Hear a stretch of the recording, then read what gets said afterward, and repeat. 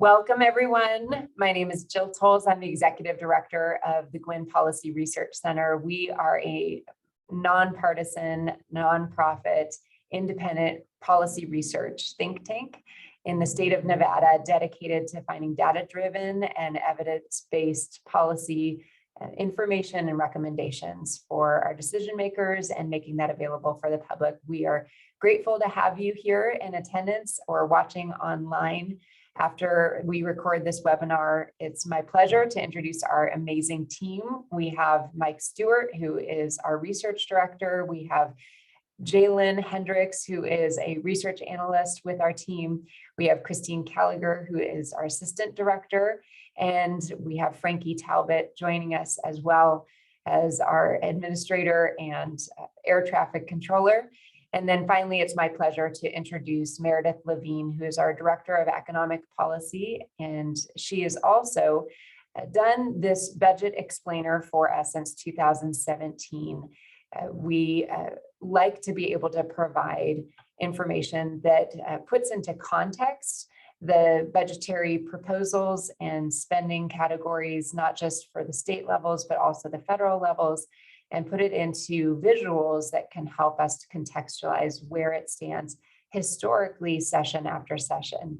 We're going to start with a brief 20 to 30 minute presentation going through this most recent report published by the Guinn Policy Research Center, and then open it up for questions and answers at the end.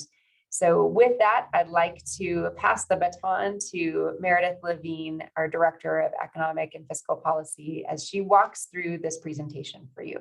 Thank you so much. Thank you, Jill, for the introduction. Thank you, everyone, for being here today. Mike, if we could go ahead and pull up the first slide.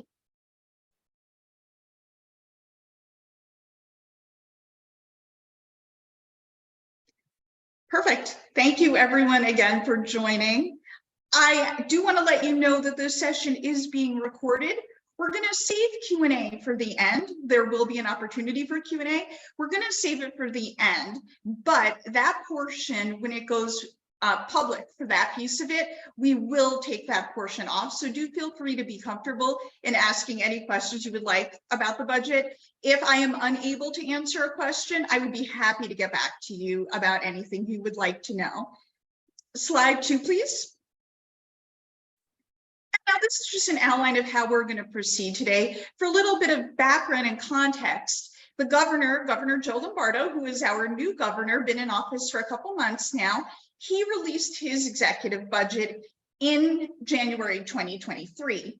That executive budget contains something called the Governor Recommends Budget. And what that does is it actually details funding for state agency operations. And so what we're going to do, as Jill said, is really just look at this from the highest possible level.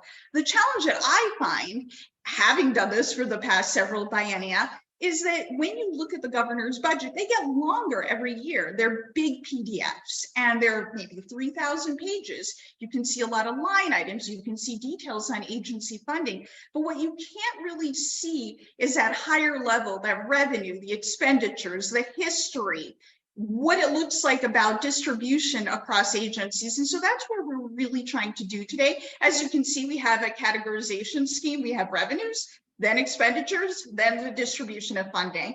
And that really wraps it up and puts it all together. So with that, let's get started and go ahead and talk about the budget. Next slide, please. So what you're seeing here is a donut chart, or sometimes a scaled pie, depending on your preference. It's shown in a gradient view of our purple. And what we're trying to do here is to demonstrate essentially that there's more than one source of funding in the budget. I think that when people talk about the budget, particularly in states, Nevada isn't the only state where this happens in every state. What we talk about often is the general fund, and that is something we're going to spend a bit of time on today.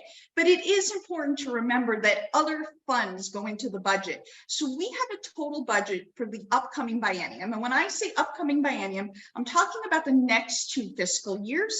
That's fiscal year 24 and fiscal year 25. And when we're looking at those years, those 2 years that make up the biennium, we're looking at all the funding that informs spending for agency operations. Again, there are 6 of them. And what we're seeing here is really that the largest funding source in Nevada's budget, which over the biennium totals $48.5 billion, is from the federal fund. So the federal fund is money to support special programs that have a federal funding piece. That's maybe what you think of as grants or other special uses. Examples include Medicaid or the Supplemental Nutrition Assistance Program, SNAP. Those are the examples of the big federal programs that travel through the budget. SNAP is a little different. I won't get into SNAP, but that works administratively. But nevertheless, these are the big programs that federal money is accounted for in the budget. So you can see that really large percentage. It's almost a third.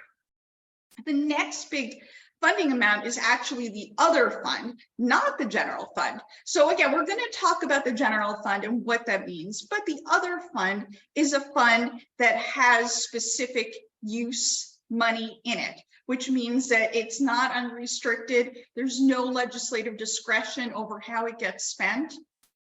It is money that is restricted, again, within the state, and it's certain fees, certain taxes for certain purposes in particular. So an example here of money that's in the other fund is certain money that goes for school spending. And we'll be talking about that as we go on today.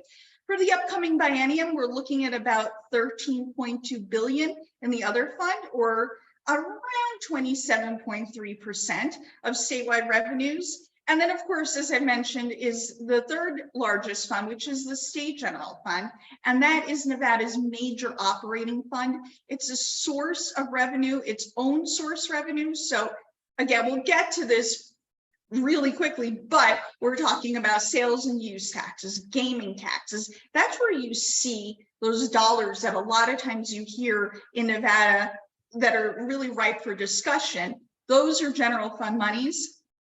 They're not other fund monies. And then, of course, as you can see, these other funding sources are much smaller. Interagency transfers, that's transfers of dollars from one agency to another without restriction. And so that means that there's not an equivalent return of money. Balance forward is money that carries over. And the highway fund is a really dedicated and specific fund for the purposes of certain agencies. Next slide, please. Here, what you can see, and I think it's important to note this because we'll be covering this as we go through the remainder of this presentation, is you see that donut chart for the composition of whatever it is, whether it's revenues or spending for the biennium. But we also want to look at the comparison over the previous biennium. So what we've done for the sake of consistency is color the current biennium, and that's fiscal years 22 and 23, in a kind of a paler shade of purple, with the upcoming biennium in that darker shade of purple, just for the contrast, and so that it remains a sense of how you can visualize it as we move along today. So again, I've mentioned that the total budget is $48.9 billion, or no, $48.5 billion, which is an increase of roughly 8% over the legislatively approved budget for the current biennium. And the federal fund is going to increase by about 14.2% over the two biennia. When you think about that, why is the federal fund doing what it's doing? You might be thinking, oh, those are COVID dollars, those are this, those are that. What it actually is Medicaid caseload growth that's cited in the governor's recommended budget. So feel free to visit that PDF and take a look at that, because it does talk about how Medicaid is a driver of federal dollars. We look at the other fund really does experience an increase between the two biennia. And it is actually, of all the funds, it's going to increase the most substantially. Now, there has been a big change in Nevada, and that is the way school funding works. It is something that is beyond the scope of what we can do in the presentation today, because it requires a lot of thought, a lot of discussion, a lot of granularity. And so that isn't something that we're going to be discussing. However, it should be noted that the way it used to work is that money for certain schools or for the purposes of school funding were returned to districts, And now they're at the state level and they exist primarily in the other fund. Now, that would be a really great explanation for why the other fund increased so substantially from one biennium to the next. However, it actually isn't, because in the current biennium, we have state school funding that is comparable, at least in structure, by statutory language to what is going on in the upcoming biennium. But the truth of it is just that certain revenue sources really increased, and there's no one particular driver. Certain ones just went up that much more, and that's why the other fund did increase so readily. The state general fund also increases for the purposes of operations, and it increases about 9.3 billion from the current biennium to 11 billion in the upcoming biennium. And that is an increase of 1.7 billion. So we do see that near 20% increase in the general fund. The other funds, as you can see, really do tend to increase. The one that decreases is balance forward. I mean, that's just monies that go from, one sort of year to the next. So those are carryover dollars. And so those are going to move in a slightly different way in each biennium. It doesn't really say anything about revenue sources in particular. However, the highway fund is the one that actually will have the substantive decrease, and that's by about 26.6 million, or about a couple of percentage points, excuse me. Next slide, please.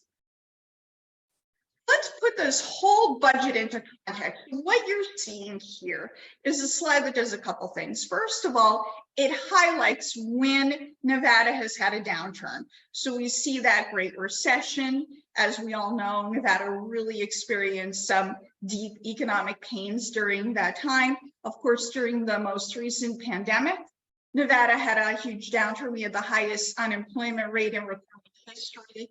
Gaming shut down. We all know that story fairly well. It was another deep, if short-lived, economic downturn, but it is worth noting because of just the patterns and what that might mean. And then we put a marker in this graph for Medicaid expansion, because that is what drove that increase of federal dollars in the budget. And it's certainly worth noting, or at least putting that marker there. There are also two lines. So again, there's a lot going on here, and I think it takes a few seconds to explain, but it's worthwhile doing because we're going to see another similar graph that's going to have a different pattern. So you see a solid line, and then you also see a dotted line. What this graph does is it adjusts for population in both lines, and then the dotted line also adjusts for inflation. So why do we want to adjust for population and inflation? Well, we all know the inflation story. It has certainly been pronounced in Nevada. Of course, it's pronounced everywhere in the country, but it's been particularly sharply inflationary trends in Nevada. So we do want to always account for inflation, but at the same time, specifically account for it under these conditions of higher inflation. And then Nevada also had the 5th largest population growth, or fastest rate, I should say, of population growth from 2010 to 2020. So because of those changes in population, because of those changes in inflation, you want to have a way to look at data over time that kind of creates a standardization. That's what this graph does. So what you see when you look at the totality of the budget, that's all annual statewide revenues, is you see that it starts to really go up, and it goes up after Medicaid expansion. Then it ticks up during the pandemic, and then it starts to level out. But if you compare, as we go into fiscal 24 and fiscal 25, if you compare that to fiscal 7, which was pre-Great Recession, you see that real pattern of change where they're even, again, taking into account those adjustments, you see that there has been a real increase in the budget. So the temporary drivers, of course, are those relief and stimulus dollars, the American Recovery and Reinvestment Act of 2009, the various packages that were released and enacted by the federal government in 2020 and 2021, those factored into COVID-19 relief dollars. Those are short-term changes, but then those longer-term changes are, again, the way we restructured education funding to put those dollars at the state level, and then also Medicaid expansion, which infused federal dollars into the state. So that's the budget adjusted in its whole. Now let's take a look at the general fund. Next slide, please. So here again, we have another donut chart.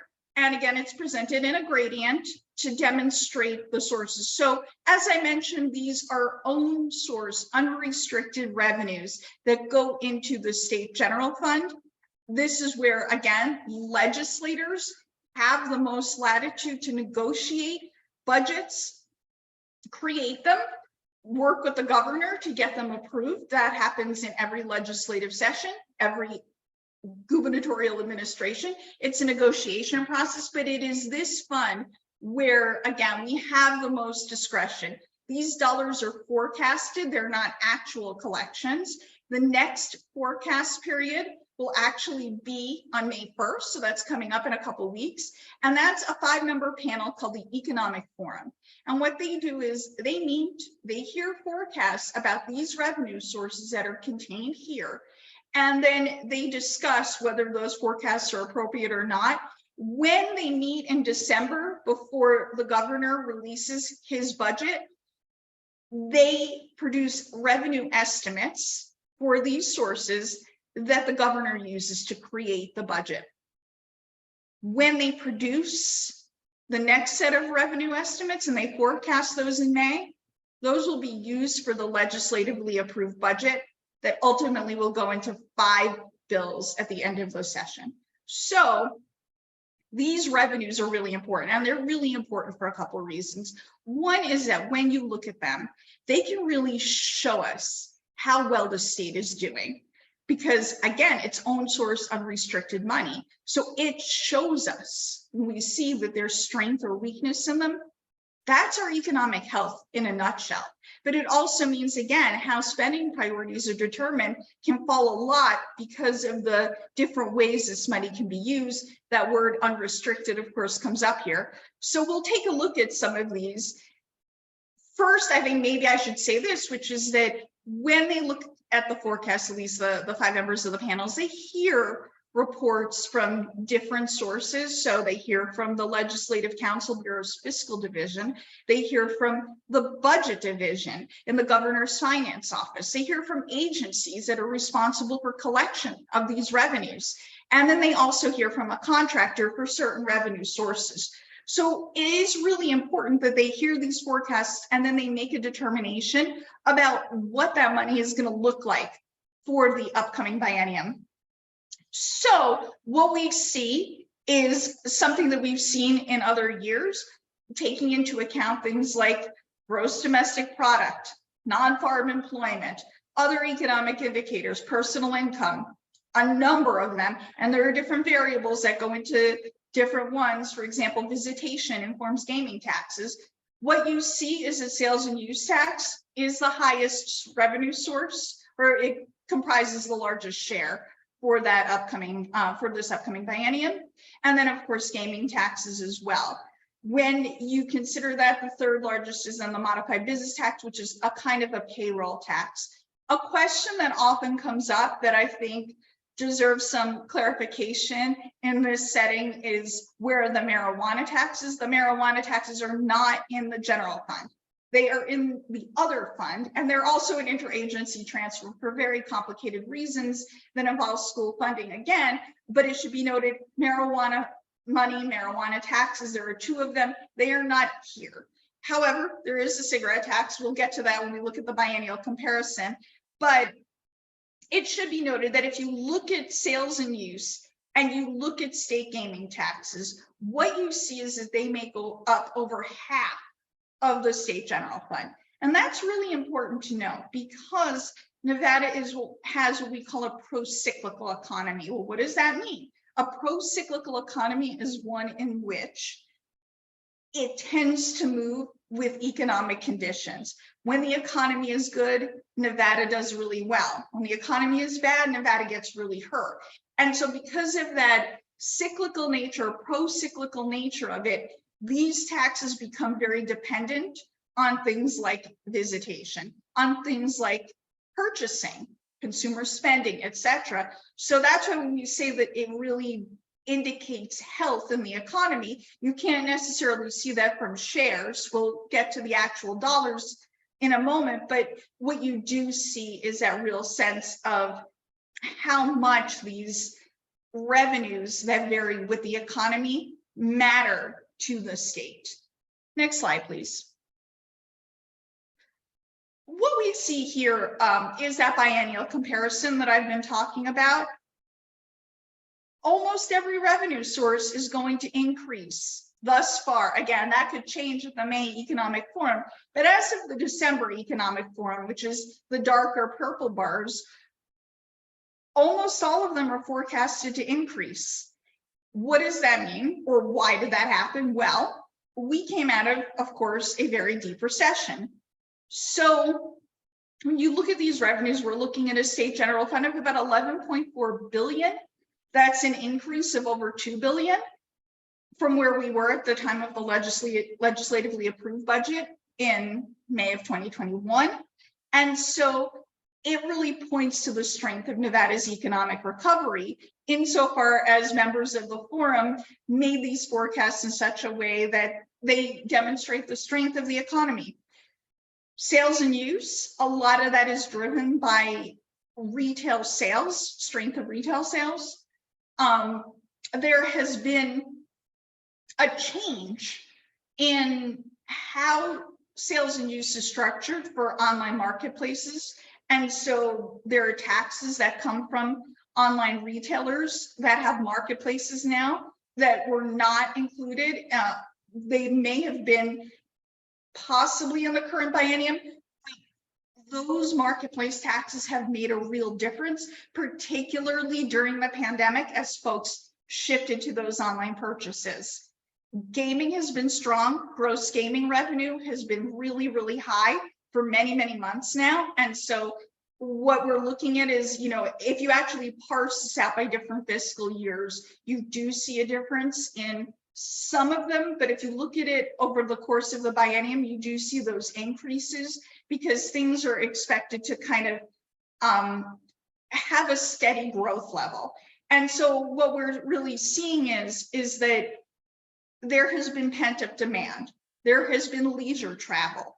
That's all reflected in this forecast. What we're not seeing yet is the resumption of midweek convention and business travel. So what I want to bring out is that the live entertainment tax, which is on things like live shows, like if you went to the Taylor Swift concert, for example, those things track together. However, gaming is a little bit ahead of the live entertainment tax because of the difference in the types of visitation, leisure versus business. As business travel continues to resume, there expects to be some strength going into fiscal year 2025 on the live entertainment tax. The cigarette tax is actually forecasted to decrease. I mean, that was not a tax if you listen to the last forum that they discussed in much detail, but it's probably worth noting whether that's due to decreased stress as the pandemic has wound down, whether that's tobacco cessation campaigns, whether it's the cost of cigarettes. Either way, that is going to experience a slight decrease. So that's something worth noting. Real property transfer, that has to do with new home sales. New home sales are not forecasted to decrease. They're just not going to, we had a really hot real estate market and it's probably not going to stay as hot, at least going into the next fiscal year. And so that one is one that is going to maybe move at a slightly slower rate. All right, let's look at this in historical perspective on the next slide, please. So what you see in this slide, again, is almost identical to what you see or what you saw in that one slide several back, where we looked at the whole budget and we really saw that up tilt. So again, we went the same way. We marked out the Great Recession. We marked out the pandemic. We put the marker in for Medicaid expansion. We did the inflation by by population and by inflation. And when you look at it, the state general fund actually hasn't moved in the same way as the budget in total. So you really see the impact of Medicaid dollars, which is driving up that federal fund structural change. You don't see it here with own use unrestricted dollars. Once you put those adjustments in, you look at the dotted line, you can see really downward trajectories, some flatness, downward again. We've never, except for fiscal 2009, we've not hit 1,800 per capita in general fund revenues after adjusting for inflation. We're usually in that 14 to 16 range, but we're going down. So why that's important to note is this. When you think about inflation adjusted general fund dollars per capita, again, this is own source unrestricted state money for certain operations. So the concern, to the extent that there is one, and there may not be, but the question that it at least raises is this. If population is growing, if inflation is growing, what is the adequacy? Is there an adequate amount of dollars per capita in Nevada once we take into account inflation and population? I'm not saying that there's not. I'm saying that we need to take that into account as we think about revenues. It's just a question to, I don't know, marinate over or give some additional thought to, because it's just not moving in the same direction as the whole budget. And perhaps it doesn't need to. So that's something certainly worth investigating. Next slide, please. All right, we are moving on to the expenditure portion. And for that, I really think that what we need to do is stick with something called, or start here with something called core functions. There are 8 core functions of government. They're all presented in this chart.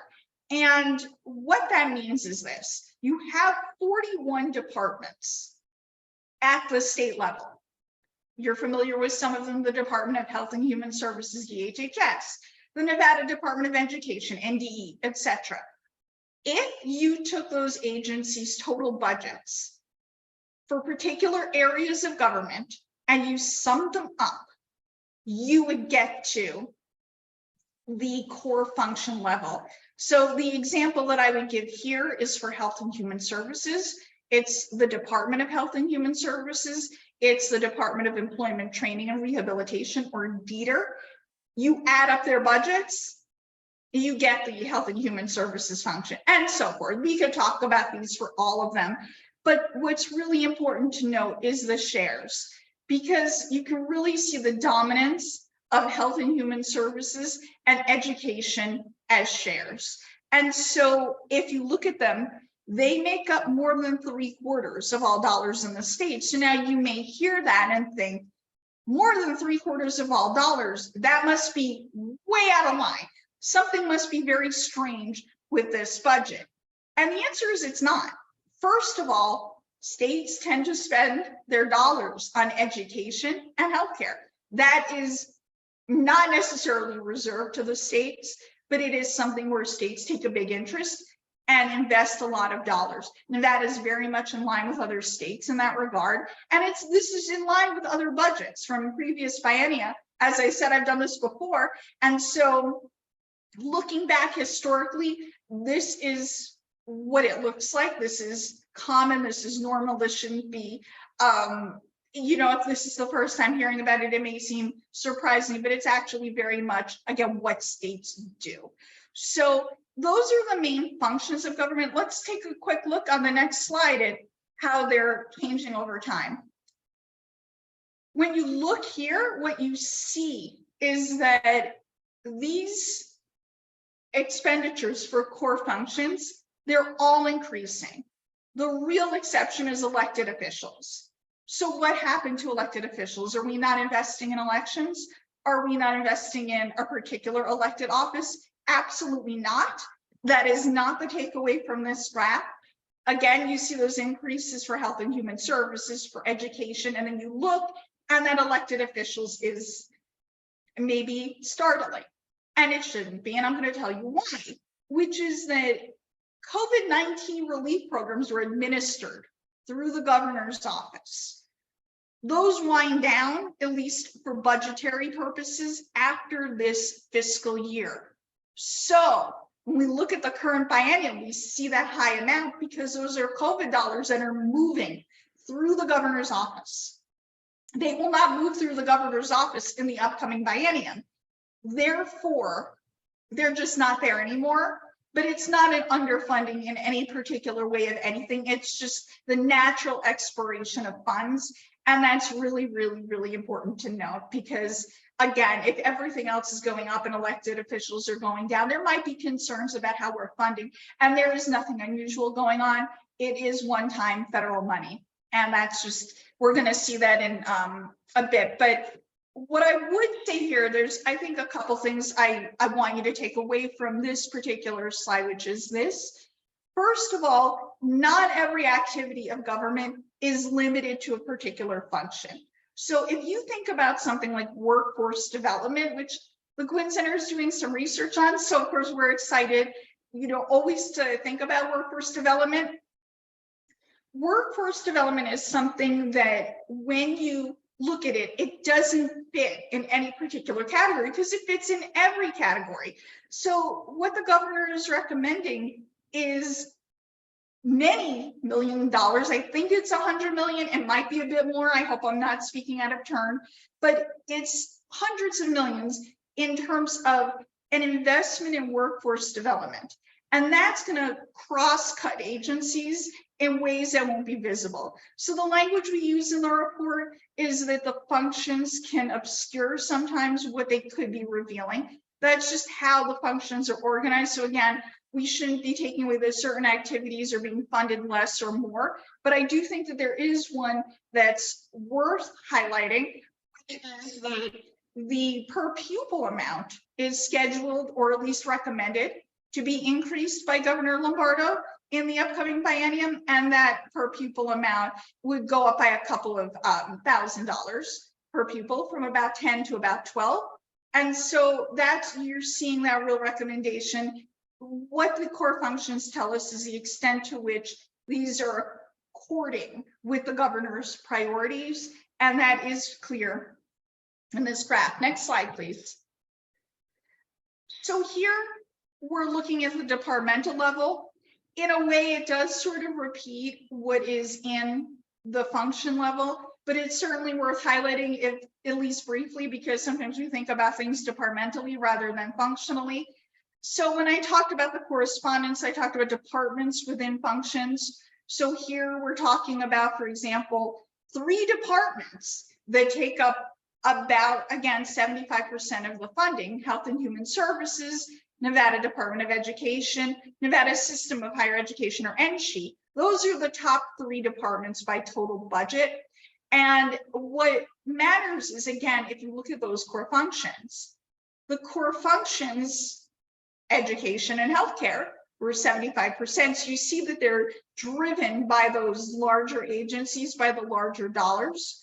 So again, Department of Education provides pre to K-12 programs and supports. And so that's really in evidence here.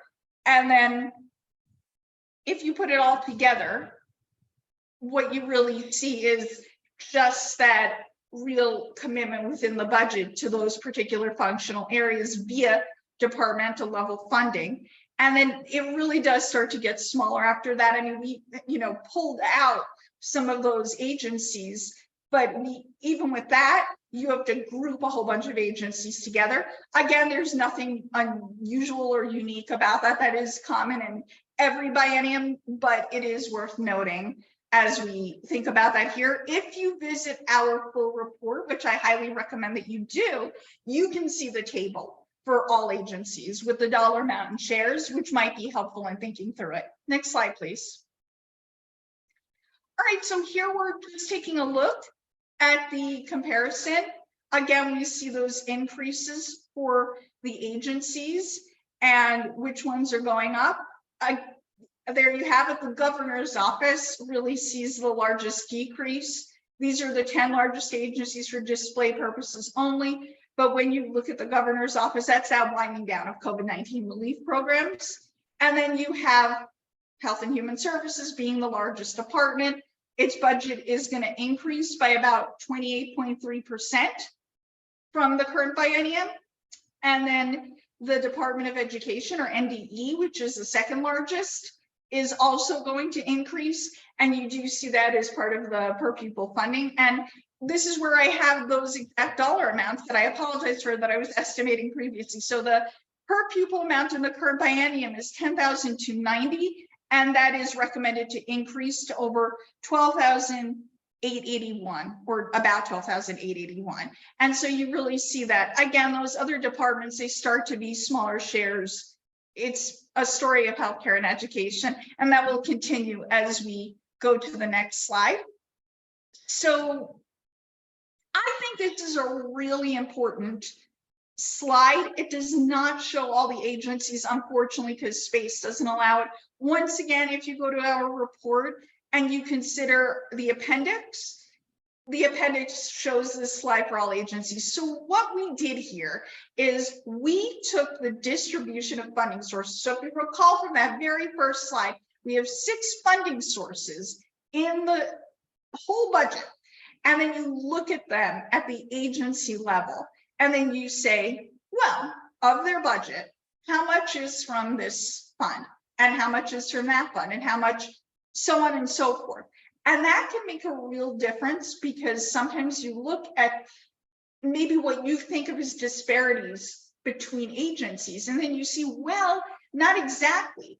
And so the really strong example that I want you to take away from this slide is the Department of Health and Human Services, because that deep purple line is the federal fund. The federal fund is making up most of the Department of Health and Human Services funding. And so it is restricted dollars primarily for the purposes of Medicaid, although there are other federal purposes.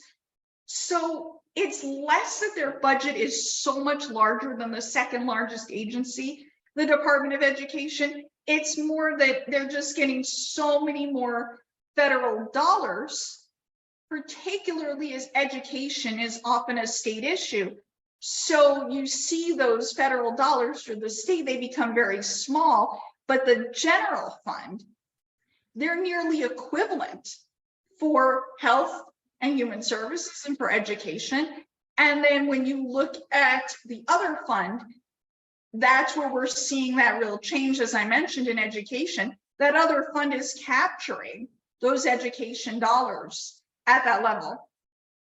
So with that, we can conclude on the last substantive slide before we turn it over to questions. This breaks out general fund appropriation. So we talked about the general fund extensively. We talked about the sources that populate it. We talked about many things as pertains to the general fund. When you look at it, you may want to know, well, of those $11 billion for operating appropriations as recommended in the budget, how much is going to the various agencies? And then it becomes pretty interesting, because you see that there's almost a near equivalence for the Department of Health and Human Services and the Department of Education. There is a considerable share, although not as high, to NSHE, the Nevada System of Higher Education. And then after that, it does start to fall off a bit, you know, with corrections, the governor's office, and so forth. Where, again, the funding discussion becomes interesting is that some agencies don't get any general fund dollars. Some only get funded by some sources. Other agencies don't get money from other sources. We have this all broken out in the report. But again, I think what really we want to think about is, if you talk about Nevada, its own source revenue, its unrestricted money, how it looks at its spending priorities. Even when some agencies have budgets that are bigger than others, we can see that the priorities are reflected in how those revenues are collected and then how they're spent for the purposes of Nevada's residents, its citizens, and its visitors. And with that, I would be happy to take questions. I love talking about the budget, and I really appreciate everyone being here today. Thank you so much.